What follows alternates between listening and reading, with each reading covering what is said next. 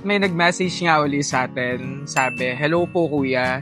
So your vlogs, mag-put up po sana kami ng small stall for food. Paano po kayo nagko-costing sa Northern Snack Bar? Salamat po. Ayan, kasama ko ngayon si Chef JC at ipapakita namin kung paano kami nagko-costing dito sa Northern Snack Bar. Ayan. Paano tayo nagko-costing dati, kuya? Dati, tansyahan lang tayo eh. Yun.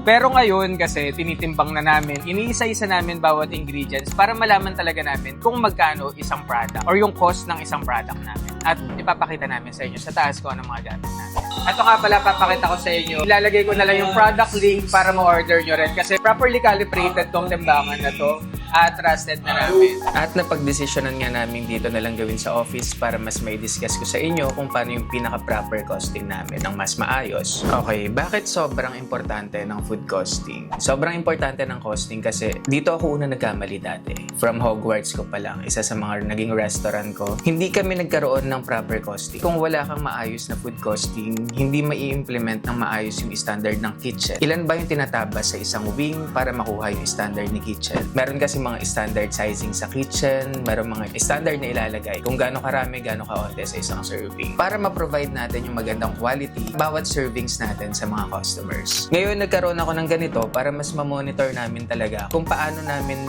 pipresyohan ng tama yung mga products namin. Okay, dito sa una, sisimulan natin, kailangan makita mo lahat ng units ng mga binibili nyo.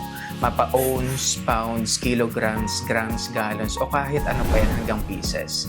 For example, gagawa tayo ng isang food costing, hotdog buns. Ano bang mga nakaloob sa hotdog buns? Ilalagay nyo lang yung list ng ingredients. Dito, meron kaming hotdog buns, bacon, mayo, grease paper. Kailangan importante isama namin yung grease paper kasi part pa rin to ng costing. Paano kung nag-take out si customer? Anong pambabalot namin dun sa hotdog? Kasama lahat hanggang packaging. Cheese, pickles, ketchup, lettuce, and hotdog. Importante. Ngayon, paano namin lalagyan ng units? For example, yung hotdog buns. 26 pesos yung isang pack. Ilan yung nasa pack? 6. Ang gagamitin namin unit, pieces. So, 6 pieces, 26 pesos, hotdog buns. Bacon, 210 yung isang pack. Meron ng nagagawang 45 pieces doon sa loob ng isang pack. Sa mayo naman, 880. 3,500 naman for quantity ng grams na yun.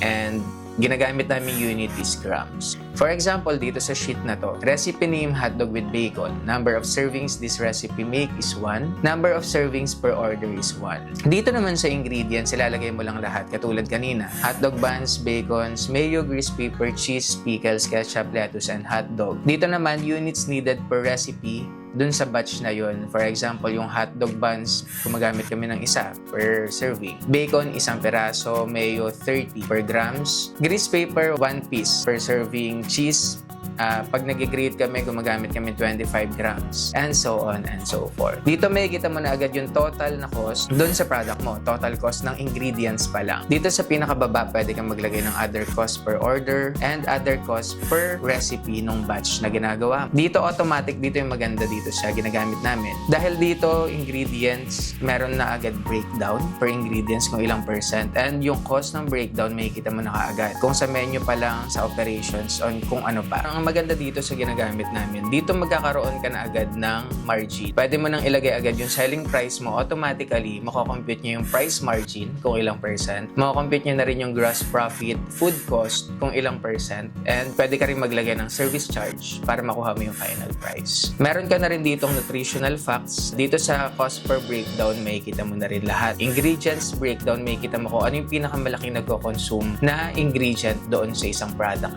And yung pinaka-last sheet, for example, natapos nyo na lahat ng menu set nyo, dito ilalagay nyo lang sa sales projection. Ito yung pinakamaganda, may sales projection dahil ilalagay nyo yung recipe, kung ano siya, for example, yung hotdog with bacon, ilalagay nyo yung projected sales nyo dun sa month na yun. Kami kasi, dahil more than a year na kaming in operation, meron na kaming mga average number of sales per month, kaya nakakapaglagay na kami dito. Then, makakompute na agad si projected gross profit. And dito naman, pwede nyo pa rin ilagay yung operating expenses. For example, the gas, salary, and rent doon. Kasi Kasi ako dinidivide ko sa tatlong section or department yung pinaka-restaurant namin. Meron kaming drinks, snacks, and meals. For example, dito sa snacks namin, may kita ko na kaagad kung mag-ROI ba ako agad sa snacks. Ano bang mas mabilis yung ROI sa snacks ba, sa drinks, or sa meals? Dahil dito may kita mo kaagad sa operational breakdown kung ilang percent yung salary, yung gas, yung rent, and yung pinaka-cost ng product nyo. Dito naman sa recipe gross profit, may kita mo lahat kung ano yung percent ng fast-moving at kung ano yung pinaka-slow-moving products. At kung gusto mo nga matutunan to or maibigay ko sa inyo ng free, follow Antralocal page or message me directly para maisama kita sa Antralocal Business Growth Program.